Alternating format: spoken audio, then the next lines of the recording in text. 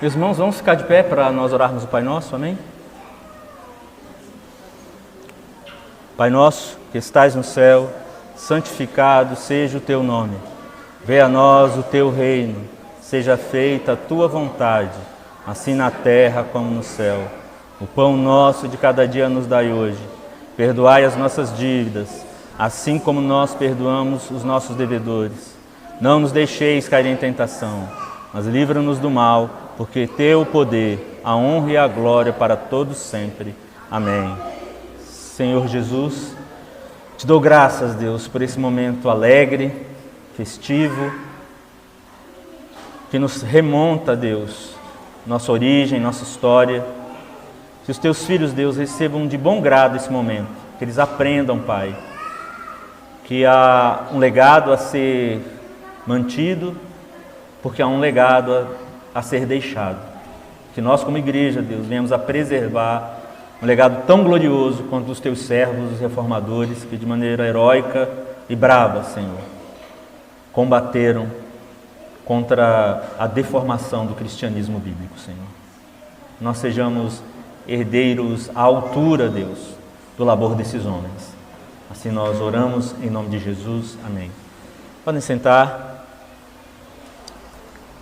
Queria inicialmente agradecer aos irmãos que se envolveram para que nós tivéssemos uma festa tão colorida, amém, tão dedicada a fazermos desse momento realmente um momento ímpar.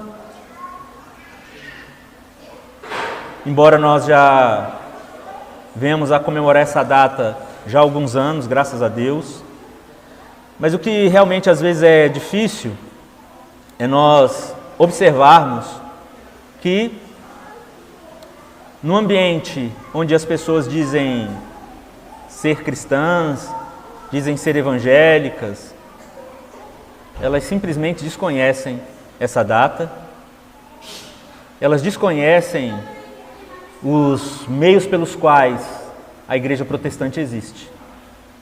E eu diria, meus irmãos, que eu particularmente tenho uma dificuldade imensa de considerar uma igreja protestante que ignora a sua própria origem. E nós queremos, então, com esse momento hoje, comunicar algo a vocês. Seus filhos precisam ser criados num ambiente onde eles saibam exatamente a origem daquilo que vocês estão ensinando a eles. Amém?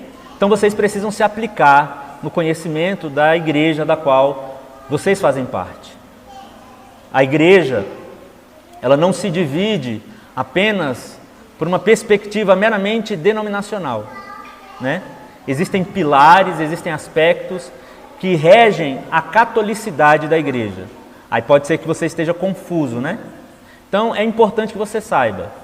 Eu vou ler algo aqui da nossa confissão de fé para lhe ajudar.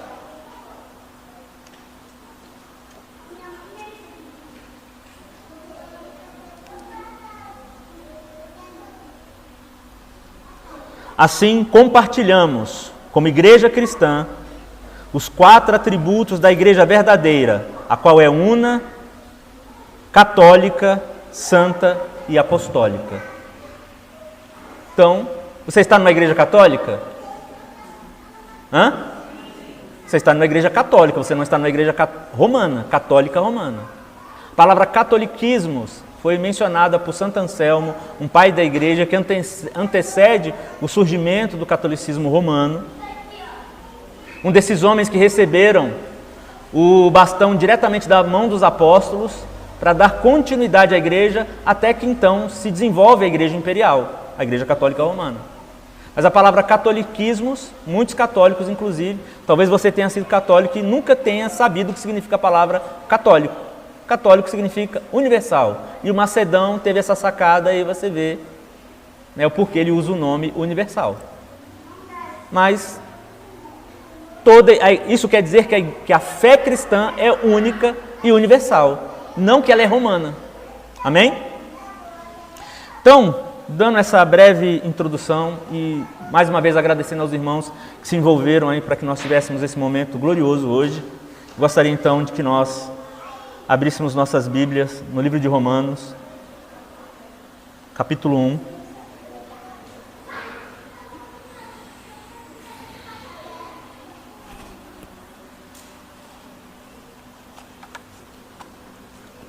versículo 17.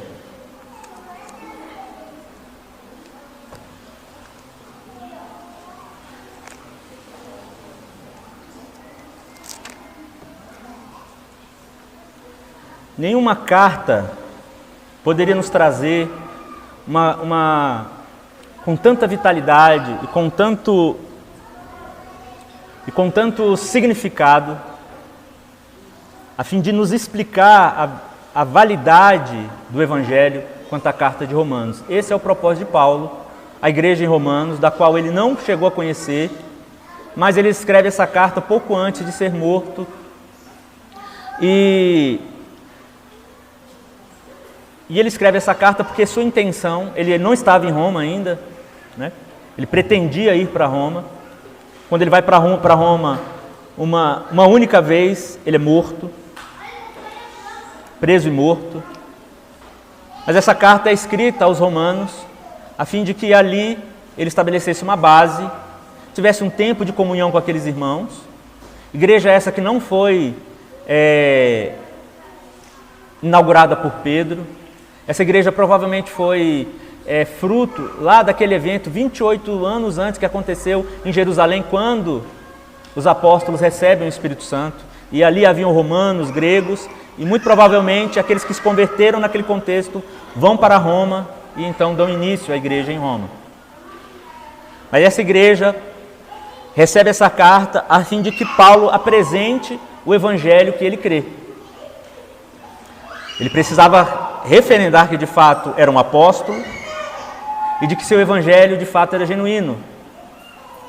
E nessa passagem que nós vamos ler aqui, nos traz, em poucas palavras, aquilo que ditos cristãos simplesmente ignoram.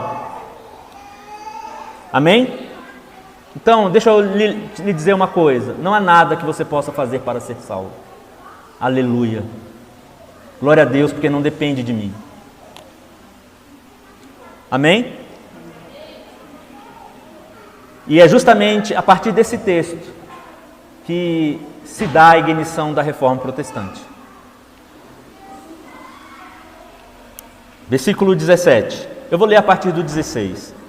Pois não me envergonho do Evangelho, porque é o poder de Deus para a salvação de todo aquele que crê, primeiro o judeu e também o do grego. E essa pequena fração do texto, a parte B do texto, é a qual Lutero se utiliza para dar início ao processo de reforma. Visto que a justiça de Deus se revela no Evangelho, de fé em fé, como está escrito, o justo viverá pela fé. Aleluia. Então é a partir daqui, meus irmãos, que nós começamos esse tempo.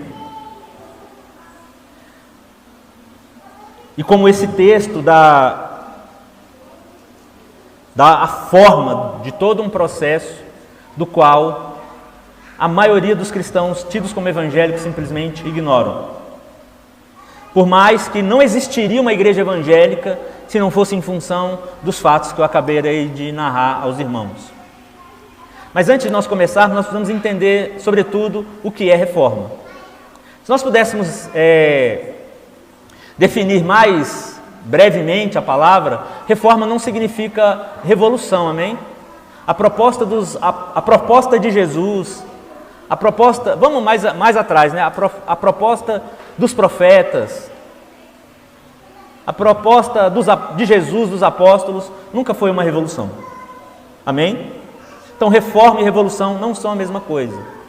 A palavra revolução, no seu contexto etimológico, ela quer dizer que você vai destruir uma determinada ordem estabelecida, amém? Partindo de um ímpeto nihilista, ou seja, você precisa destruir toda a ordem para estabelecer uma nova ordem. E esse nunca foi a proposta bíblica da qual nós nos utilizamos para validar o termo reforma. Então nós vemos reforma de Adão a Noé, ou seja, aquela forma com a qual Adão vivia. A sua relação com Deus de culto se deu diante de alguns fatos. E até ali, aquele contexto, até a queda, a vida de Adão era culto. A partir da queda, então nós vemos que isso passa por um processo de reforma.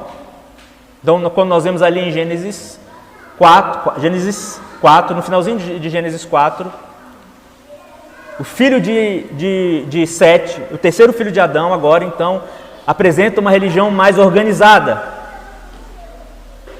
Agora, a partir dali, então, eles invocam o Senhor.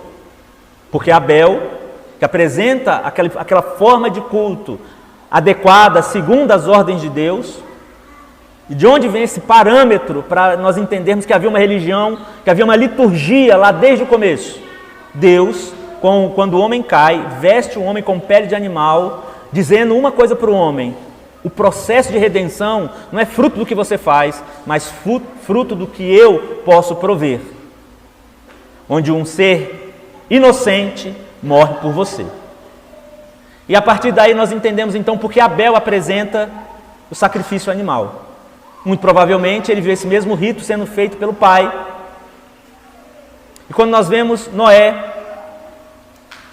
dentro de uma forma já cooptada, após aqueles eventos que se dão ali após o dilúvio, a primeira coisa que ele faz quando desce da arca é justamente apresentar um altar a Deus. Mas ali já se envolve outros animais. Então esse culto vai ganhando outro tom, ele vai sendo enriquecido, ele não vai mudando. Então o que nós vemos aqui é uma estrutura de culto sendo preservada, mas ganhando novos elementos. E é o que nós vamos ver, então, de Noé a Abraão. Abraão, então, recebe esse mesmo culto. Ele recebe essa mesma fé, ele recebe essa mesma informação. E se você lembrar dos eventos que narram a história de Abraão, em cada período que ele vai peregrinando, ele vai deixando seus altares. Então, de Abraão para Moisés, nós vemos um enriquecimento do culto, onde aqueles elementos do ritual vão ganhando significados a fim de esclarecer o que se trata a fé no Deus único.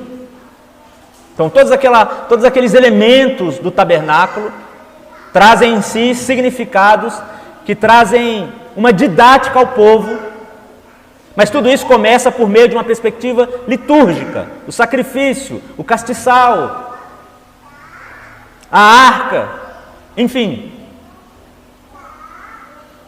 Então,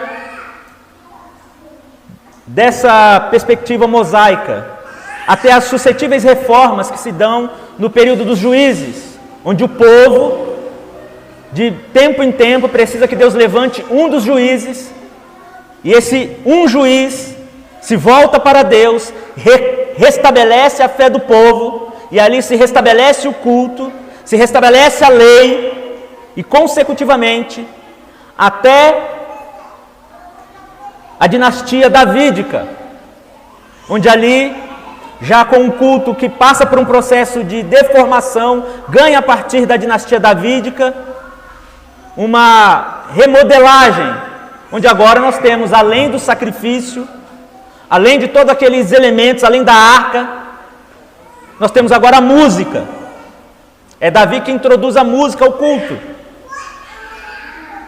E dali em diante, os profetas que estão no contexto dos reis vão sendo esse instrumento de Deus, que enquanto 1ª e 2ª Reis narram a derrocada da dinastia davídica, sendo engolida pelo baalismo, mas de tempos em tempos Deus levanta um profeta para relembrar aquele povo que eles precisavam retornar à fé, a fé que precisa ter um Messias, uma esperança messiânica como aspecto central. Prestem atenção, meus irmãos. Um dia você vai ter que ensinar isso aos seus filhos.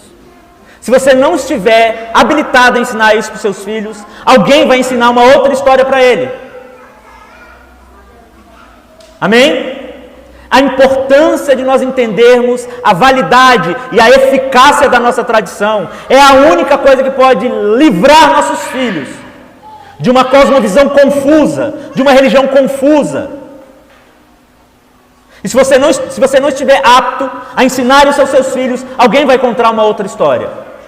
Alguém pode contar uma história ao seu filho que Maria pode livrar o homem do inferno, ou que não há um inferno, que há um purgatório, como se Deus fosse um tipo de guru espírita, e como se a palavra dele não tivesse validada, conforme está registrado nesse livro, no mesmo livro que eles têm lá, onde é dito: ao homem é dado morrer uma única vez e depois o juízo. Então, meus irmãos, é importante que você entenda, na dinâmica que eu apresentei, uma perspectiva onde uma revelação progressiva vai se dando, onde esse processo de reforma, de constante retorno àquilo que é, de fato, a fé no Deus único, a fé nesse Messias, nesse que desde Gênesis 3,15 é enviado, é profetizado, enviado, a fim de que ele fosse o único Salvador do gênero humano.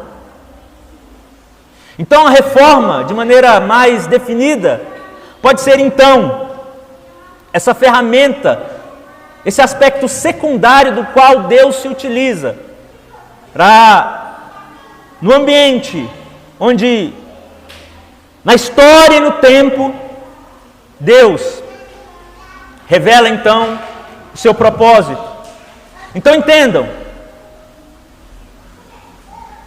no contexto em que Jesus estabelece seu ministério, é um desses contextos, muito parecido com o que nós vivemos hoje, muito parecido com o contexto em que os profetas tinham que chamar o povo ao conserto, muito parecido com o contexto em que se dava, de tempos em tempos, ali entre a perspectiva veterotestamentária, onde os homens se afastavam de Deus e Deus precisava usar dessa ferramenta, de fazer com que o povo sempre retornasse ao fundamento.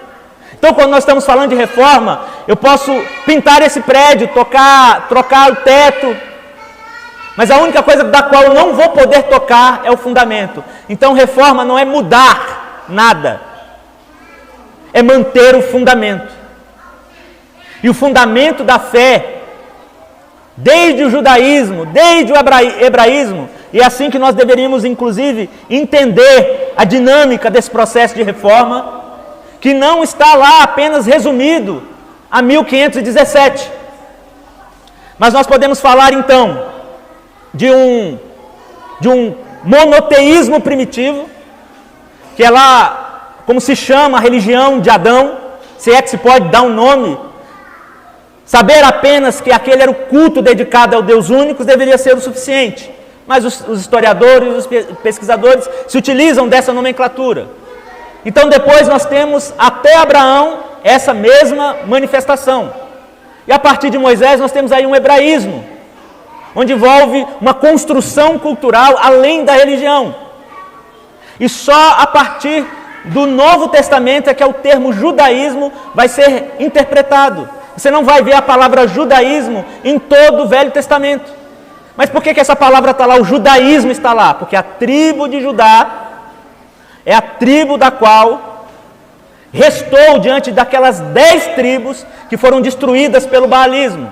Então, Judá e Benjamim, as tribos do sul, se tornam então a origem do termo judaísmo, que significa adorador. Amém? Então, fica claro, no tempo e no espaço, um processo de constante reforma nas Escrituras. E negar isso é negar nossa origem. E negar o significado dessa palavra é negar a necessidade de nós considerarmos o que se deu em 1517. Enfim, importante nós sabermos que nem Pedro, nem Paulo, nem a igreja propôs uma revolução.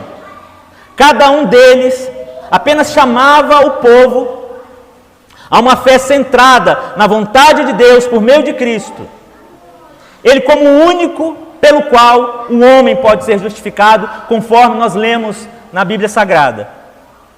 Enfim, mas ainda há uma última definição da qual gostaria de usar essa noite para tratar o sentido da reforma, ou da palavra reforma. O teólogo Carl Trueman define o termo reforma da seguinte maneira: a reforma foi o meio pelo qual Deus se revelou em Cristo, no centro e na vida do pensamento da igreja. Ao você estudar o catolicismo romano, você vai entender que gradualmente Jesus nunca foi considerado o centro da fé da Igreja Católica Romana. De tal maneira que nós não podemos considerar o catolicismo romano uma religião cristã. Ela é uma seita, ela é deformada, ela é mentirosa. Ela engana as pessoas, é uma fé sincretizada. Mas o mais absurdo é nós vermos uma igreja protestante pior do que a Igreja Católica Romana, onde ela ensina uma fé sincretizada, tão sincretizada quanto o catolicismo romano. Às vezes você vai em determinados contextos evangélicos e parece que você está num culto afro. Não é dito nada sobre a história da igreja, não é dito nada sobre o porquê e como chegamos até aqui. Uma doutrina torpe, espoliadora, enganadora, que extorque as pessoas. E por isso, meus irmãos, se você ama seus filhos, se você ama Jesus, é necessário que o dia de hoje, de fato, seja celebrado com muita alegria, mas com esse ímpeto e esse senso de pertencimento. Se você é cristão evangélico, se você se afirma como protestante, mas ignora essa data, então você está negando suas raízes e, portanto, você não pode se autoafirmar evangélico ou protestante. Nós temos o dia do evangélico. O dia do evangélico comemora o quê, pelo amor de Deus? Qual é a referência que nós temos para essa data? Esse deveria ser o dia do Evangelho. Hoje, 31 de outubro, deveria ser o dia do Evangelho. Mas por que eles negam essa data como dia do Evangelho? Porque eles vão ter que comprar as 5 solas. E quando as 5 solas são bradadas, o reino humano cai. Porque as 5 solas foram construídas para aniquilar, para destruir, para derrubar o Império Papal. Para dar às Escrituras o seu devido lugar. Para dar a glória de Deus o seu devido lugar, para dar a graça de Deus o seu devido lugar, para dar fé em Cristo Jesus o seu devido lugar. Mas o mundo evangélico ignora, banaliza, ridiculariza aquilo que deu origem à fé protestante. Homens que nunca leram a Bíblia toda se acham no direito de olhar para nós e dizer que nós não deveríamos comemorar essa data. Homens que não prestam honra às Escrituras, prostitutos, adúlteros, pilantras, picaretas, que nunca se dignaram em abrir as Escrituras e saber se o que está sendo dito lá é no mínimo coerente. E negam o fato de que a Reforma Protestante trouxe o mais profundo impacto à sociedade. Na ciência, pois a Reforma Protestante teve um papel fundamental no surgimento da ciência moderna, ao enfatizar a observação, a experimentação. Os reformadores protestantes ajudaram a lançar as bases para o método científico e para a investigação racional do sistema de natureza, porque até então a ciência era tida como feitiçaria pela Igreja Católica. Ela é responsável por mudanças significativas em relação à filosofia. Porque a ideia central da reforma era de que a fé e a salvação são alcançadas através da graça divina e da crença pessoal. E isso tem implicações filosóficas profundas. Isso influenciou nas concepções filosóficas sobre a natureza humana, sobre a moral. Levou o desenvolvimento de éticas reformadas que enfatizaram a responsabilidade pessoal e a liberdade moral. A Igreja Católica afirma que o tomismo, ou a filosofia de Tomás de Aquino, um homem que tinha acesso e tinha um envolvimento com feitiçaria, com obscurantismo, com misticismo. Mas eles julgam Tomás de Aquino um grande filósofo. Teve implicações políticas. A Reforma Protestante teve um profundo impacto sobre a sociedade, porque é a partir dela que a separação entre Estado e Igreja é realizado. Antes disso, a Igreja exercia um poder massacrante. Lembrem das cruzadas, lembrem da Inquisição, onde católicos eram mortos.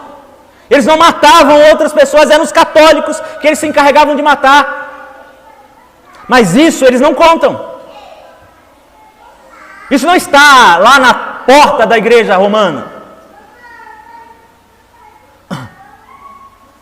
A Igreja Reformada trouxe sérias implicações no processo educacional, pois é a partir da Igreja Reformada que a ênfase, que a crença de Deus, como sendo aspecto do qual todos os indivíduos podem conhecer, e de que ele tem o direito de conhecer e interpretar por si mesmo as Escrituras. Entenda, a Bíblia não está exposta à livre interpretação, mas à livre análise. Amém? A interpretação é uma só. Então, quando nós vemos uma igreja protestante fragmentada, onde o cara com um versículo cria uma igreja, isso é uma aberração. E ele nega essas raízes, ele nega esse impacto que foi gerado na história para criar uma seita malévola, maligna. O movimento evangélico é uma vergonha para a igreja. O G12, a igreja neopentecostal, todas essas igrejolas que pregam que a experiência com Deus, por meio de manifestações estapafúrdias, onde as pessoas parecem que estão loucas, é o que vai garantir elas o conhecimento acerca da pessoa de Deus. O conhecimento acerca de Deus desde o começo. O meio pelo qual Deus se revela é por meio da sua palavra. Quando ele disse, haja luz, foi por meio da sua palavra que ele se revelou ao homem criado. Não foi por uma coisa que o homem sentiu. A igreja reformada também teve impacto sobre as artes. Então, pintores como Lucas Caranache, conhecido por suas pinturas barrocas, que influenciou o mundo inteiro, teriam outros nomes, nós vamos ter tempo para citar tudo. Compositores como Johann Sebastian Bach, talvez você não saiba, mas ele era reformado, e talvez você nem conheceria alguns tons de música, se esse homem, músico reformado, não fosse o gênio que foi. Mas as pessoas tratam a igreja protestante como se ela fosse uma confraria de pessoas ignorantes. Mas a verdadeira igreja reformada, a verdadeira igreja cristã, ela é tomada de conhecimento profundo, de intelectualismo, de gente que pensa.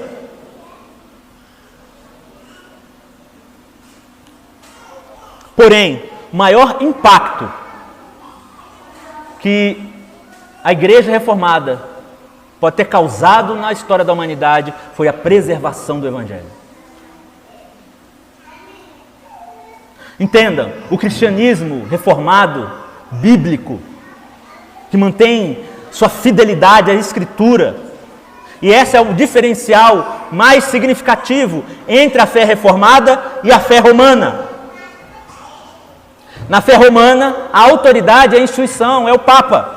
É um homem. Para nós, a autoridade são as Escrituras, a própria palavra de Deus.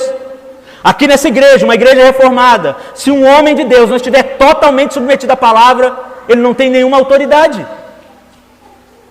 Pensem na ordem dos fatos, aonde está citada, como a igreja deveria ser, qual a sua origem, qual o seu papel. Na Bíblia. É como na Constituição. Pelo menos em tese, a Constituição é a carta magna desse país. E quando nós estamos falando sola Escritura, é claro que nós não estamos falando que a Escritura não tenha meios pelos quais ela nos ajuda a ser aplicada. Por isso a igreja, por isso o ministério. Mas enfim, então o contexto em que a reforma protestante surge é um contexto de total descontentamento acerca da Igreja Católica Romana. Embora esse seja um contexto onde grandes reis como Carlos V Rei Francisco, Henrique VIII, homens poderosíssimos. Nenhuma instituição era mais poderosa do que a Igreja Católica Romana. E havia nesse contexto o termo cristandade, que supunha uma sociedade cristã, né? Então, deixa eu dizer uma coisa para você, nunca houve uma sociedade cristã. Amém? Nunca haverá uma sociedade cristã. Existe uma sociedade influenciada pelo cristianismo, mas nunca. Jesus foi claro quando ele disse que o reino dele não é desse mundo. Amém? Mas isso era mais um artifício da manipulação romana. E que tantas vezes você encontra isso na boca de certos evangélicos. Então, nesse mesmo contexto, nós temos a Renascença, que trazia esse resgate da cultura clássica. Então, os textos clássicos acabam tomando a atenção. E Erasmo de Roterdão, um humanista do período, é um dos responsáveis pela tradução do Novo Testamento. Isso acaba ganhando, o texto bíblico, então, acaba ganhando uma atenção. Isso acaba coadunando com uma manifestação em outros aspectos, não só na literatura, mas também na arte. Então, Michelangelo, Leonardo da Vinci, Rafael, esses homens estão ganhando notoriedade nesse período.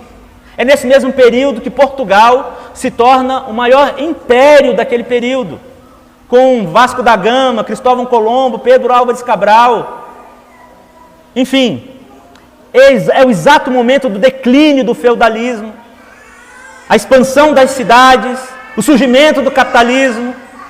Então, no aspecto social, em consequência dessa ebuliência de fatos, nós temos ainda fomes e o terrível flagelo da peste bubônica. Então, é num contexto conturbado em que a reforma protestante se dá, mas de uma absoluta desordem e de vacuidade espiritual, onde o povo naquele momento está tomado por insegurança, ansiedade e pessimismo. Até que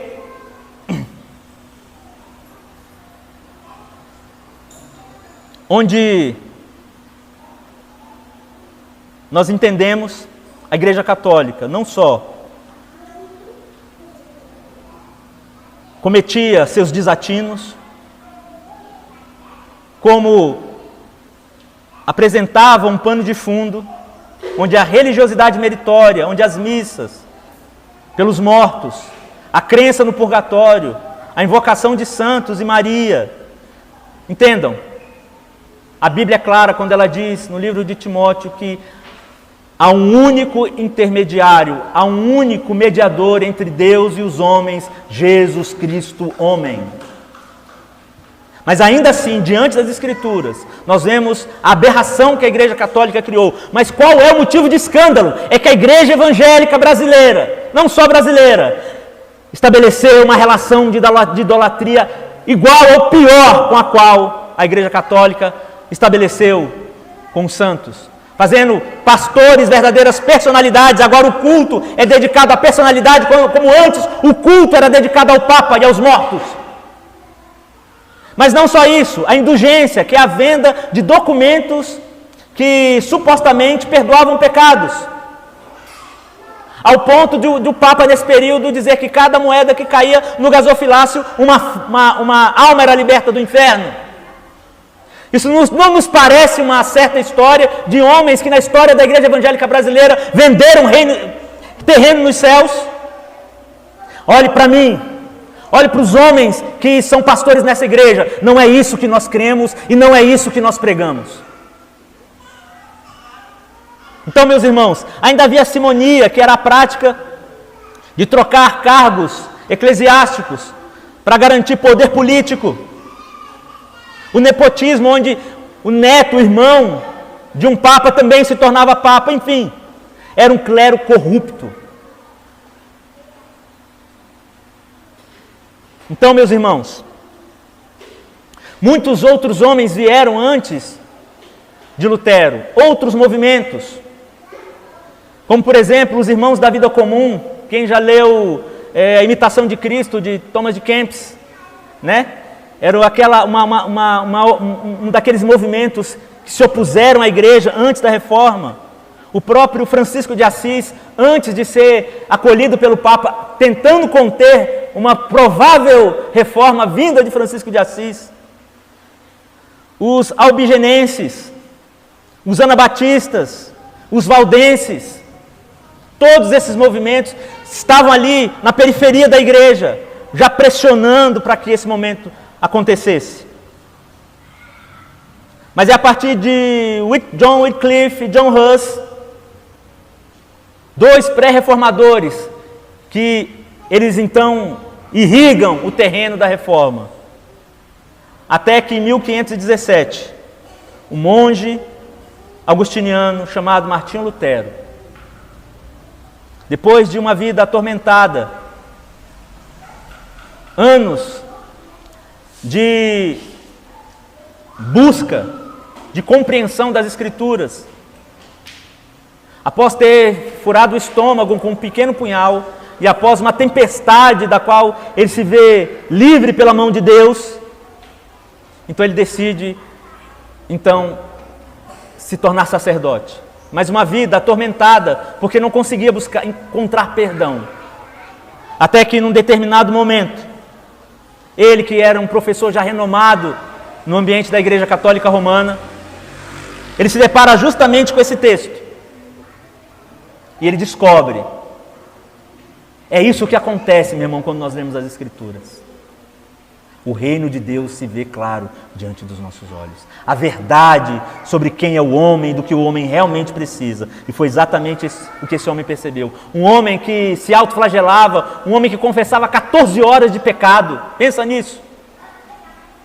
Um homem que ajoelhava em grãos de milho para se automutilar, buscando perdão.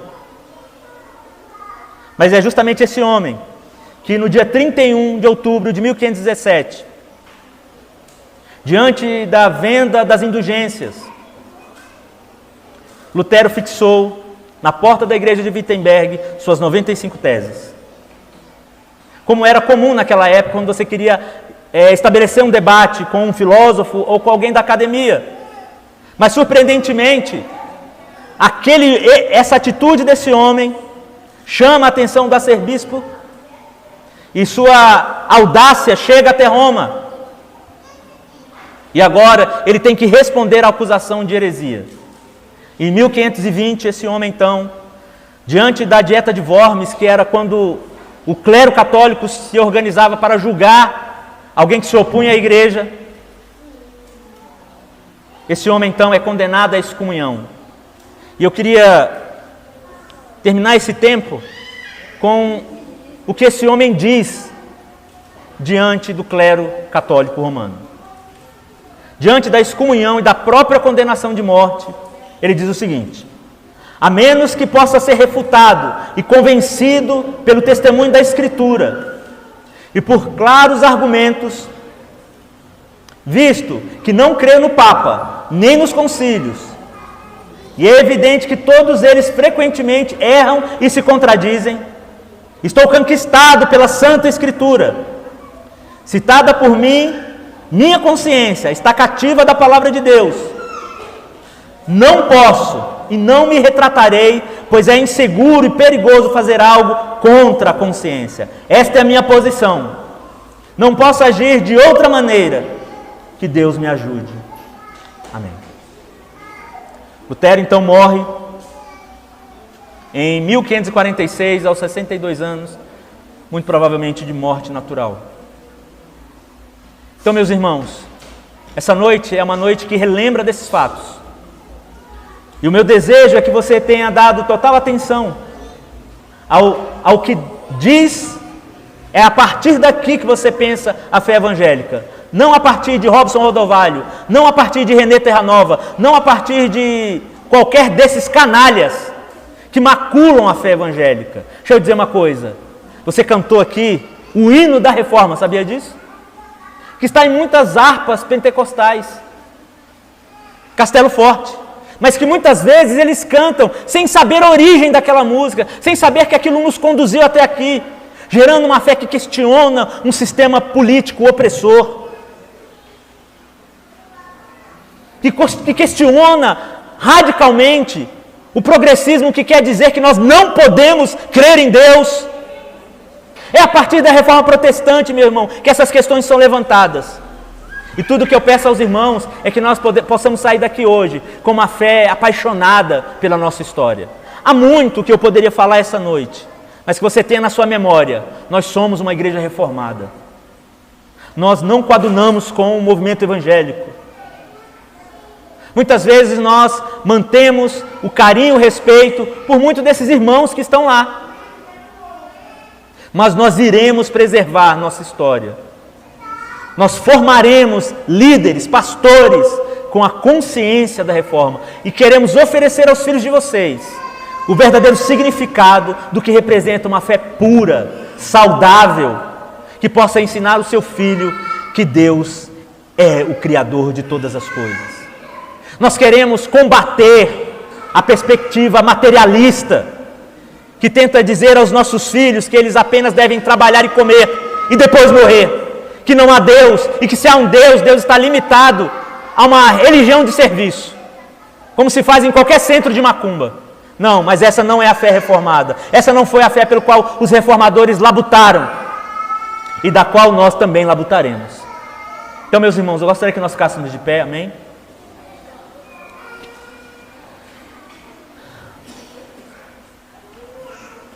Queria que nesse momento nós agradecêssemos a Deus por termos uma origem bela, por ela estar em toda a Bíblia. Certamente os reformadores não são infalíveis, como eram os apóstolos. Amém? Em tudo, os apóstolos lançaram um fundamento. E os pais da igreja e os reformadores puderam trazer para nós, digamos, uma sintetização mais aprimorada daquilo que era tão introdutório a partir da vida dos apóstolos. E que já deveria ser o suficiente. Mas a dureza dos nossos corações, apesar da dureza dos nossos corações, Deus condescendeu para com a igreja e iluminou esses homens. Esses homens não são para nós como são os santos católicos. Eles são homens como instrumentos de Deus. Na maioria das vezes a igreja reformada foi mantida e nutrida por pastores comuns que labutam sol a sol, mantendo sua igreja diante da doutrina bíblica. Deixa eu lhe dizer uma coisa, a única coisa capaz de mudar de fato a mente e a vida do ser humano é um evangelho genuíno e não um amuleto. E foi nisso que Martinho Lutero nos trouxe aquilo que é o maior legado da reforma protestante. Ele, assim como outros reformadores, manteve íntegra a pregação do evangelho. Nós temos lido o livro de Atos. E o livro de Atos é sobre isso, sobre a integridade da pregação da palavra.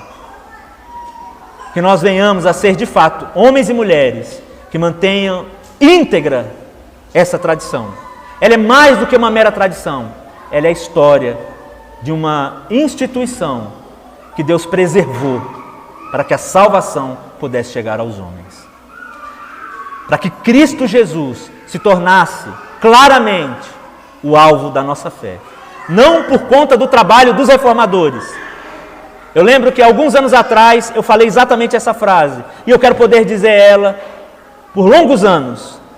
A reforma protestante não é sobre Martinho Lutero, não é sobre Calvino. A reforma protestante é sobre Jesus Cristo. Amém? Vamos orar? Pai, nós te agradecemos, Deus, por fazermos parte de uma história intensa, de labor, de honestidade. Sabemos que os reformadores eram pecadores como nós, Senhor. Sabemos que eles eram homens falíveis como nós, mas nós queremos te agradecer, Deus, pela vida desses homens. Que eles estejam aí guardados contigo, Senhor. E que naquele grande dia nós possamos olhar para Lutero, olhar para Calvino e falar, cara, muito obrigado. Por enquanto, Pai, nós agradecemos a Ti.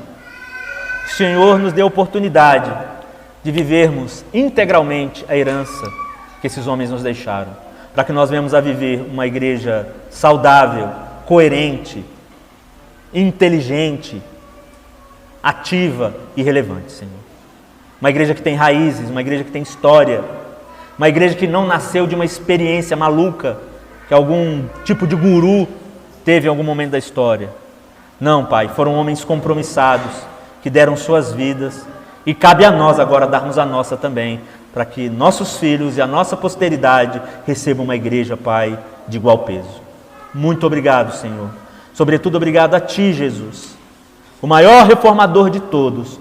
Obrigado pelo Senhor nos ter deixado algo tão belo quanto a história da Tua igreja, a história do Teu povo. Se nós oramos e Te agradecemos, em nome de Jesus.